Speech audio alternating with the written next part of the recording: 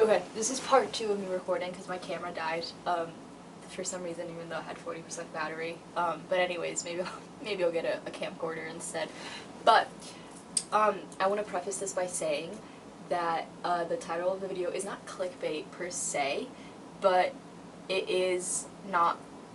It's true, but I think that I should explain the background as to why clothes rage bait me, because I first want to lay the groundwork and say that clothes, I think, are single-handedly the most unique way you can express yourself. And in my head I'm comparing this to like haircuts, right? Because I think that's also a really big way. And when I mean haircuts, I mean like dyeing your hair, cutting your hair, perming your hair, you know, that whole spiel. But I think what's different, like what differentiates haircuts from clothes, is that clothing is still so much more accessible. Like, there are so many different styles that you can delve into, and the affordability is so much clearer with clothes and style than I think it is for haircuts.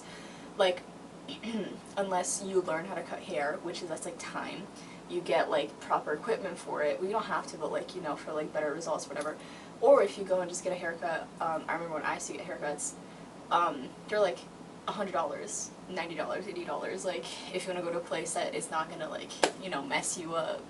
And so I think that's why I wanted to talk about clothing, because I think that as someone who lived in a small town, I always found solace in being able to, like, dress how I wanted to, like, the externalization of the identity that you want to put forth, being able to do that, I think is so huge. And I do think that there's a double-edged sword even within that, in the sense that it also alienates you if you're from a town where everybody kind of like dresses and kind of looks the same, and you're trying to be individualistic and like different. Obviously you're going to stand out. And so I think that the fact that people will take that leap simply because they want to feel comfortable and they want to dress the way they want to be like seen and perceived, and it like is so validating for them, I think is incredible. And I think the fact that clothes are such a tool to do that, I don't want that to be understated or overlooked, because I think that it is true, and I love clothes so much, and I love learning about people's styles and people telling me like their like style journey or whatever it's called. I think it's great. However, because it's such a great thing, I feel like the nuances that come with it are so much more pertinent than maybe like haircuts, because there's just such an emphasis on how validating style is and clothes are, that I think that there should also be a conversation about the nuances.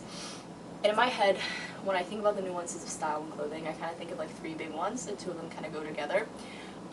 So I think of like the patriarchy, or like how patriarchal clothing is. I think of the commodification of clothing, as well as the gentrification of clothing. And I think those 2 go pretty hand in hand. I'm not talking about it today, but I will make an example of it, because I just saw this the other day and it like rekindled that fire within me of rage. Because there's been this trend for the last few years of wearing jerseys as like a street style, or like pub style is what it said on like the video that I don't remember, so sorry for plagiarizing. And they were talking about the fact that it has become so gentrified, and especially Brazilian jerseys. And as someone who's from Brazil and who has obviously always loved watching like football, it is a big thing. And I'm saying football now because soccer is so stupid. Anyways, and it has become super like commodified. Everybody wears it, and it's like this huge thing that no one would even like think about or like talk about Brazil as much as they're talking about. And mind you, Brazil is already so objectified in so many other ways, like I can't even get into it into this video. But I think that's a very clear and prime example of the gentrification of clothing, as well as the commodification of clothing. So that's its own separate thing. But what I really wanted to talk about was the patriarchal side of clothing, that to me rage baits me the most. And while I do think the commodification and gentrification of clothing rage baits me, I think that I am in a position of privilege where it doesn't affect me as much internally as I think the like patriarchal side of clothing does. But yeah, anyways, long-winded intro for me to say that. But I have always had, and I'm talking really fast because I really don't want my camera to die again, and then this all be for nothing. But anyways, we continue on. I have always gone very deep gender envy when I see like these like skinny men wearing clothes that I'm like, how do you do that? How do you present yourself in such a way that is so appealing to me? And then, like, the more I thought about it, the more I realized is that I have the same clothing as them. Like, a lot of them are, like, a basic shirt, and, or maybe, like, whatever, a cool shirt, like a shirt, a baggy shirt, baggy jeans. Like, that's the combo, deadly combo for, like, a tall man who's skinny, right?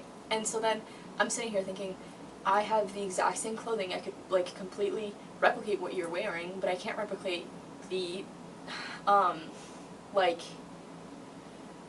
aesthetic that you present yourself with. And it literally is because clothes have historically been made for men. Like, when they take the cut, they do it on a man's body. And so then when you have the literal creation of the clothes that you want to wear and that, like, appeal to you be for someone that isn't you, there's this, like, deep sense of rejection that you have to then deal with.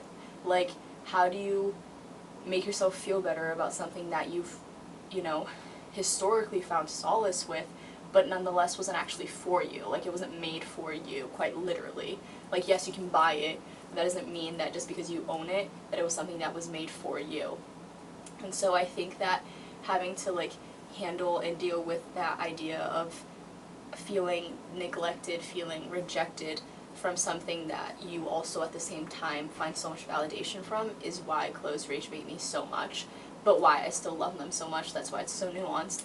But I think that it's one of those, like, smaller parts of the patriarchy that is so really oppressive, but not necessarily something that people are, like, taking action for, because, you know, like, changing, like, the models that people use, like, clothes for isn't, like, on the top priority of, like, oppressiveness that this system, like, imposes onto its subjects. So, I don't know. Anyways.